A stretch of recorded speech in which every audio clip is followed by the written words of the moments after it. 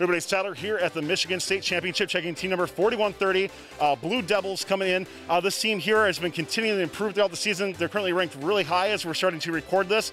So we wanted to feature this team here on Behind the Bumpers. Talk more about this robot, by the way. I have Evan and Mikey, and we're going to be doing that full cargo journey as we go through on this robot here. Like to focus on kind of a cool integrated package between their shooter and their indexer, and they changed some things up a little bit. They went from a logo to a high, and maybe talk about some of that process as we go through. Coming up here on Behind the Bumpers. Your destination for first content, updates, and gaming. Welcome to the fun. First Updates Now is supported by Kettering University. Did you know that over 30% of the student population at Kettering University was in high school robotics? These same students have received a portion of over $7 million in robotics scholarships from Kettering University. See why so many in first chose to go to Kettering University at kettering.edu.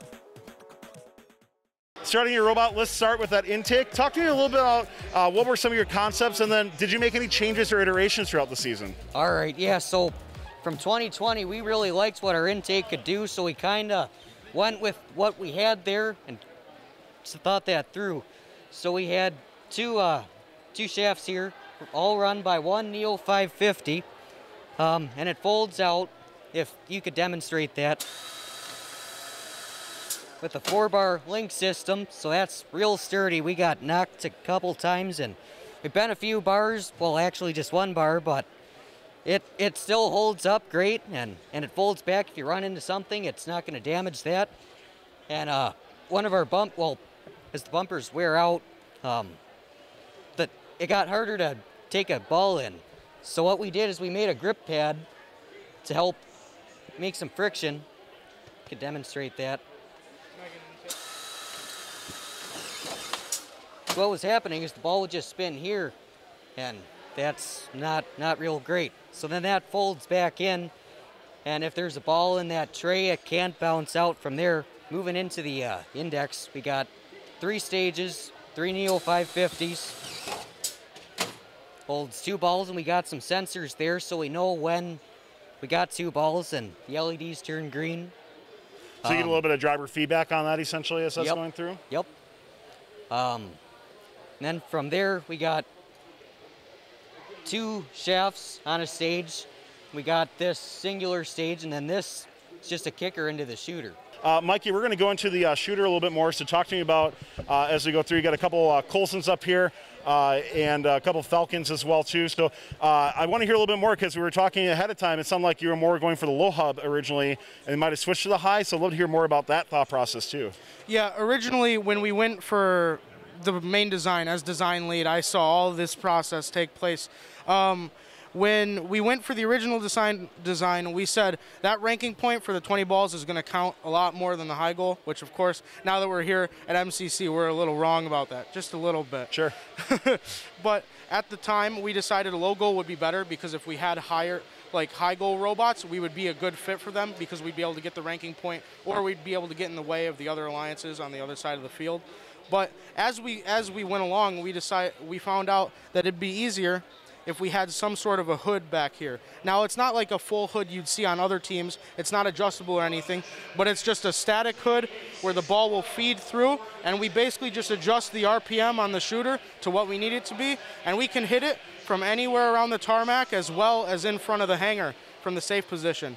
And I think that's really surprising, especially from a robot with no turret and no adjustable hood. For sure. When you're looking at from, like, you said you can shoot both up on the tarmac a little bit further, do you have a preference on kind of where you shoot? We prefer to shoot mainly around the tarmac, mainly because it's easier for our limelight to catch it. Yeah, that makes sense, sure. So when we line up with limelight, it's just a lot easier. Of course, the LEDs help to let us know for our index, and we went from there with the shooter, honestly. We debated on flywheel, whether we needed it or not, and we decided since we're running 2 Falcon motors, we didn't really need a flywheel to build up to that speed, because it'd kick right up as soon as we needed it. Let's wrap up talking about your climber on here. You guys have a traversal climb, so I'd love to hear more about what it is, and then if we can show up maybe some of the climb sequence as we go through too. Yeah, when it comes to our traversal climber, it really came down to, in the original design, if back here, there is gears from what was left of our original design. We tried to do a gearbox adjusted climber, So what we found out at Rochester, our first event this season, was we would try to adjust and we just grind the gears. So there is currently 2 gears on a shaft down here that have been grinded to way back home and all the way here. So we decided after Rochester that it would be much better to use pneumatics because we noticed a lot of teams were doing it and it was working, and it seems like majority of the teams here have agreed with that position. Outside of that, it's a tube inside of another tube that's pulled down by a string on a gearbox pulled by Falcon 500s underneath the robot.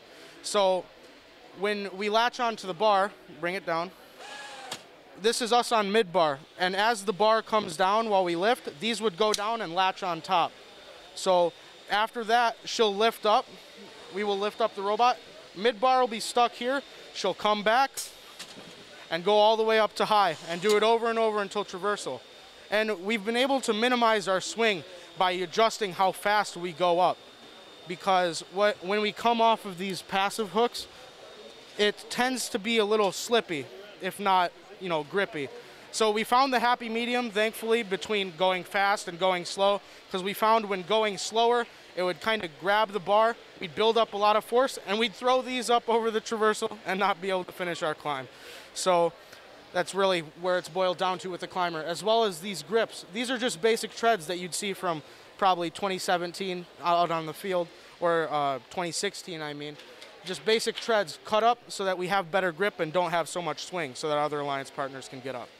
Well, 4130, the Blue Devils, as mentioned, you guys are ranked really high right now. We hope we continue that through MSC, and looking forward to hopefully a world qualification for you. So good luck here, and can't wait to see your robot compete here the rest of the way. Thanks a lot. Yep, thank you. Thanks to Kettering University for their support of this video. Did you know that over 30% of the student population at Kettering University was in high school robotics? These same students have received a portion of over $7 million in robotics scholarships from Kettering University. See why so many in first chose to go to Kettering University at kettering.edu. Don't forget to like, subscribe, and ring the bell to stay up to date on our new videos. Keep the conversation going and provide your input to our content. Watch our live shows at twitch.tv/firstupdatesnow. Join our Discord at discord.gg/firstupdatesnow, and check out Fun FTC on Facebook, Instagram, and Twitter, and First Updates Now on Facebook, Instagram, TikTok, and Twitter.